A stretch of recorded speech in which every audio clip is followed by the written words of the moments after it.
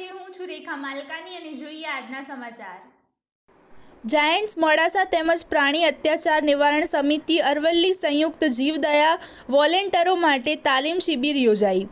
ગુજરાત પ્રાણી કલ્યાણ બોર્ડ ગાંધીનગર દ્વારા જાહેર કરાયેલ પશુપાલન અને પ્રાણી કલ્યાણ જાગૃતિ માસની ઉજવણી અંતર્ગત આજરોજ મોડાસા ખાતે પ્રાણી અત્યાચાર નિવારણ સોસાયટી અરવલ્લી જિલ્લા તેમજ જાયન્ટ્સ મોડાસા સંયુક્ત પશુ પક્ષી માટેના કલ્યાણ અને બચાવની કામગીરીમાં જોડાયેલ જીવદયાની કામગીરી કરે છે તેવા વોલેન્ટરો માટે આજે પ્રાથમિક સારવાર માટે તાલીમ શિબિરનું આયોજન કરવામાં આવ્યું।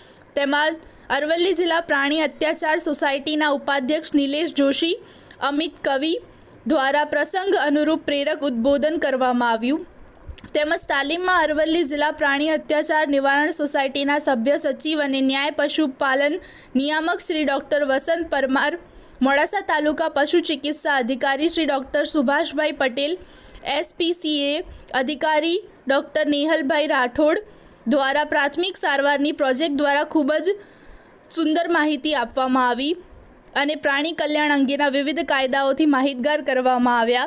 આ તાલીમમાં જાયન્ટ્સ પીપલ્સ ફાઉન્ડેશનની સેવાકીય સંસ્થા જાયન્ટ્સ મોડાસાના પ્રમુખ Pradeep Khambholja, Giants zone coordinator Praveen Parmar દ્વારા આ તાલીમમાં સહયોગ મળ્યો હતો।